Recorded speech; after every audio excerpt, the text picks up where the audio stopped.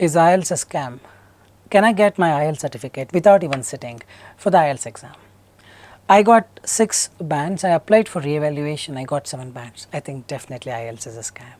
So a lot of people have these questions. Then trust me, in this video, I will be debunking all the myths, the reality, the truth, and each and everything. Make sure you watch this video till the end. Hey everybody, Nakul from Skills IELTS. I really hope everybody is doing fantastic. I'm back with yet another super awesome power packed video on the title, the video titled, Is IELTS a Scam? Well, lot of things running around internet. Well, today I'll demystify things, give you the right knowledge on these questions. Before we get into the video, if you're not subscribed to this channel, kindly click on the subscribe button. And anytime you need online assistance, it's a paid assistance. You can look into the information given in the description of this video. There's a WhatsApp link. You can click on the link, join us. I'll be there, we will be there to help you, guide you in the right direction. Alright, without further delay, let's straight away get right into the video. Let me just share my screen. Is IELTS a scam? Ground reality. Can I get certificate without sitting for the exam? Let's answer them one by one. Let's concentrate on this particular thing.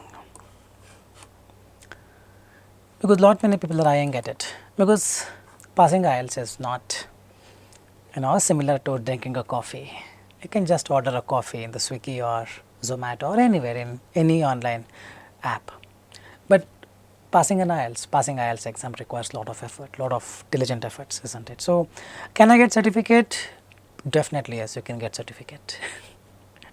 What certificate? Jail certificate. See, I have seen a lot of students after joining our course realized how difficult the IELTS is and they give up. They don't want to work more, and they went into the other negative directions where there are a lot of people around in the market who would just wait for this opportunity. And these people, my students who went to such people, those people guaranteed my students that they would give them a certificate of their choice course. You want 7 bands? This is the rate. You want 8 bands? This is the rate. And the students of mine, I told them not to go with all these things. They did not listen. They went ahead. Trust me, it's around 10 lakhs is what they paid. 10 lakh Indian rupees is what they paid. Probably this was 1 year ago. The person paid the amount. Then what happened? The fraudster, correct, who claimed that I'll get you band 8, correct. What he did was, what the story he told was, you pay me the amount, you just write whatever you want in a light pencil. Don't mark it. Or don't put pressure while writing, especially writing essay. Or when you are marking something in a pencil, be it the listening or whatever it is, mark it as light as possible. Later I have a setting. I will go from the back door, erase all the things and then mark it properly so that you get your scores. The poor student of mine did not ask how do you do it for speaking. He just went with it. Speaking, he told that he will deal it somehow later.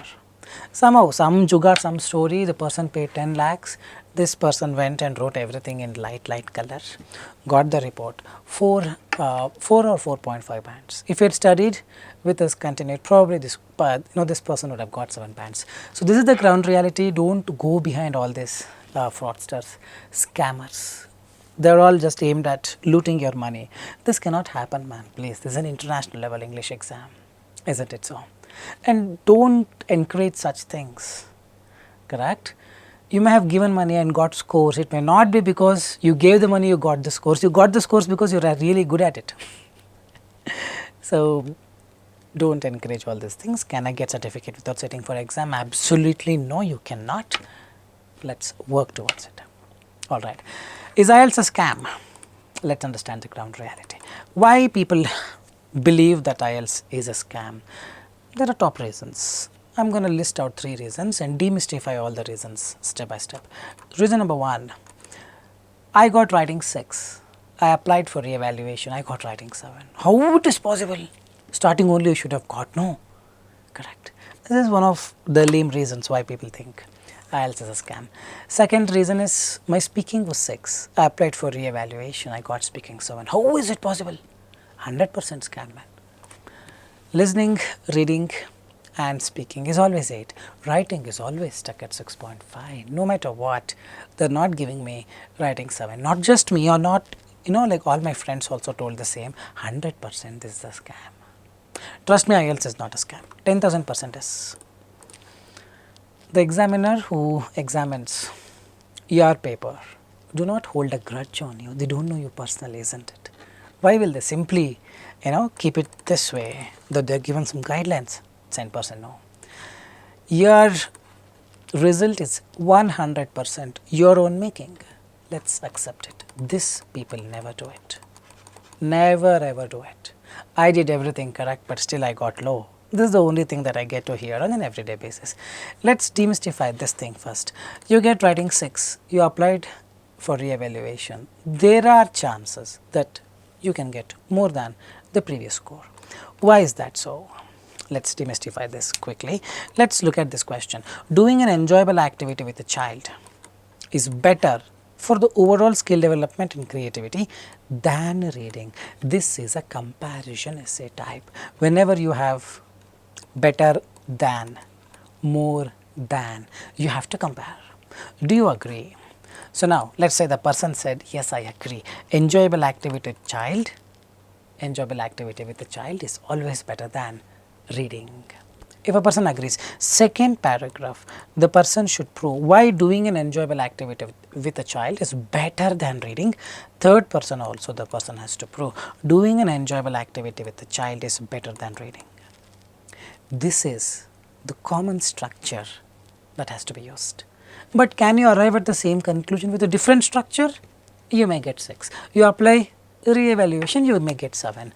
So what I am trying to tell you is, so here the credible idea could be, prove that why doing an enjoyable activity with the child is better than reading. Talk about enjoyable activity, you don't have to force the kid will just do it. Reading, perhaps you need to bring that concentration in the kid and force it, make it sit at one place. These are all painful activities, painful things, and hence enjoyable activity will automatically yield better results.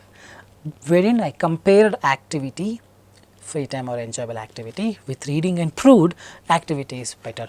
Third paragraph, I bring out something similar.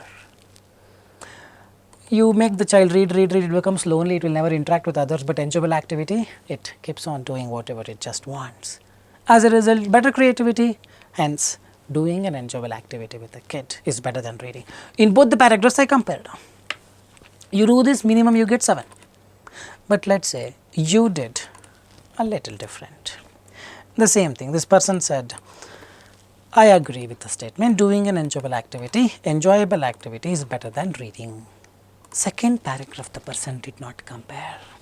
Second paragraph, the person resorted to talk about the advantages of enjoyable activities, which is not there in the question at all. Doing an enjoyable activity with the child, is it better than reading? They have not asked, list out the advantages of doing an enjoyable activity. But the person has a different way of proving it. It's okay, you can still prove, right? Some examiner will strictly condemn it, saying, hey, this is not the way. 6. When you apply for re-evaluation, let's say your paper landed on someone who is like me, who is open for things. You have to eat with this hand only, you can eat with this, you can eat with spoon, you can have someone feed you, you can eat like this. At the end of the day, it will go inside only, right? Now let's understand why this is not wrong, but some people feel it is wrong. Performing fun and enjoyable activities provide conducive environment. Child plays stimulates cognitive, enabling him to have better decision making. Simple drawing, painting activity allows him to express his creativity. Imagine, innovation contributes to development. Entire thing is about development, creativity, but the person has listed out the advantages of doing an enjoyable activity with a kid. So far, it is fine, but not with respect to the question. So let's see, in the third para is the person covering this up. So here the person proved doing an enjoyable activity is good, but is it better than reading? One second. On the other hand, proponents of reading, now the person is trying to compare.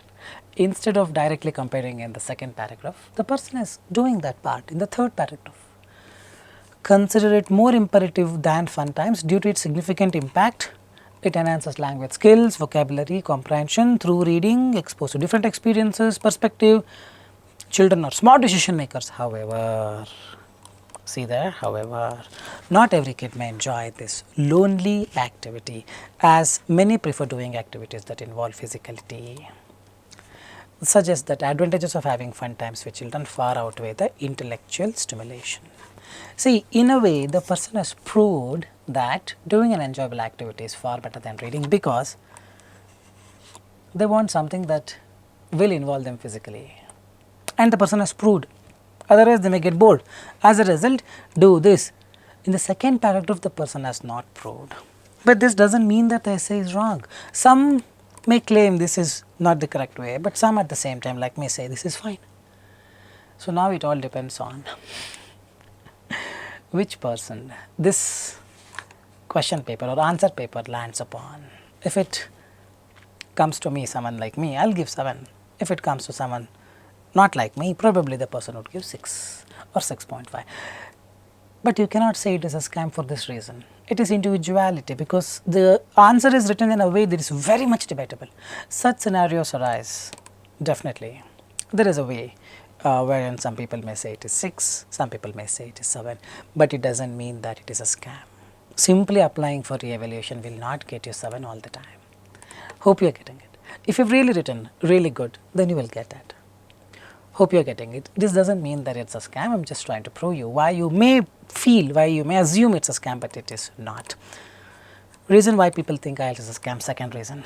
Speaking 6, I applied for re-evaluation, speaking 7. See, speaking is a very debatable subject, because in the evaluation criteria, there is no marks for content. It is just fluency and coherence, pronunciation, grammar, vocabulary. There is no content. So now, does it mean that I can speak whatever I want? Can I sing a song? No. So this is where this individuality comes into picture. One IELTS examiner may feel that here, I mean, the way you spoke, everything was good, but it lacked the main content. Though content is not given priority, but some people feel that I am asking you a question, you should speak something relevant to it, isn't it? You don't speak at all relevant to it, then probably that person would think you don't deserve 7. Though there is no marking for content, psychologically the examiner is bound to give certain priority to that, but not all. When you get 7, that person has considered probably you making some mistake, which may not be a mistake, which may not appear as a mistake to someone else. Probably you made few fumbles. Now there is no definition of these fumbles. You made 5 fumbles, how much mark should have been reduced? That definition is not given. That is very individual perspective.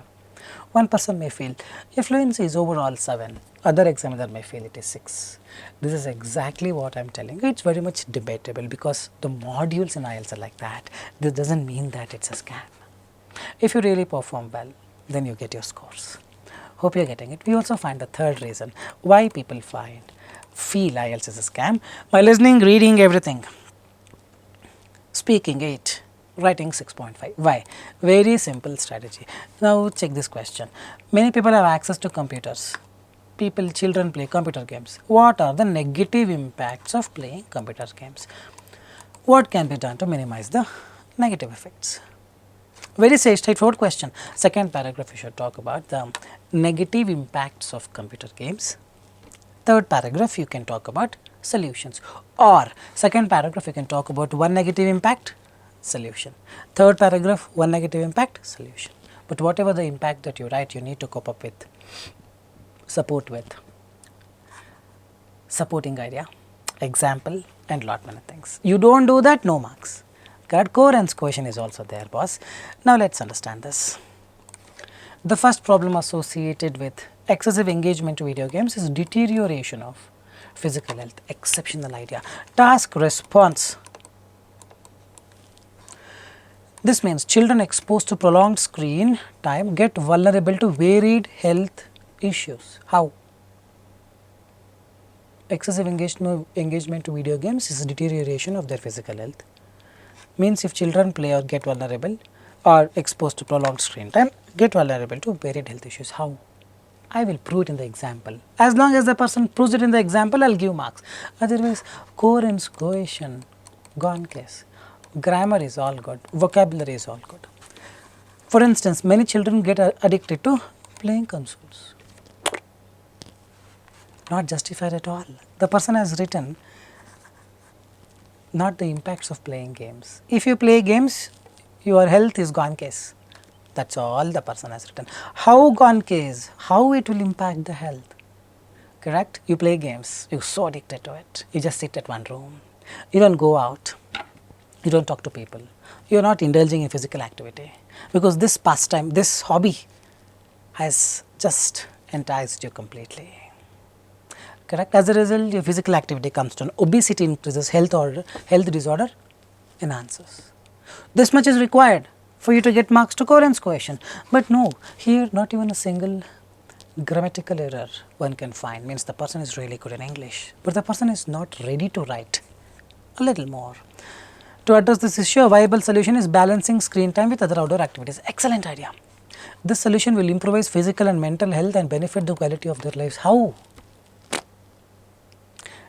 Explain, man.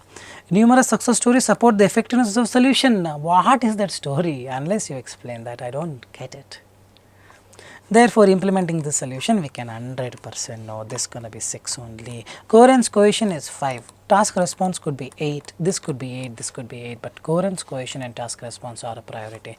If you don't justify it, 100% you will get 6 or 6.5 only. You don't get that 8. Hope you are getting it. So this is one of the reasons why people get low scores. Absolutely, IELTS is not a scam. Alright, I really hope I have explained you, given you complete clarity. IELTS is definitely not a scam. If you are getting low score, let's accept and work towards improving that good score. All it takes is the willingness to improve. Work on your English, work on your shortcomings, understand what is required, how to improve. Definitely scores are guaranteed. You need more attention, more feedback. You can join our online paid course. We will guide you in the right way. Alright, with this I'll park it here, guys. Thanks so much for listening to this session. This is Nakul, Nakul, Nakul signing off from Skills IELTS. Soon we'll be back. Till then, take care. Bye bye. Thanks much.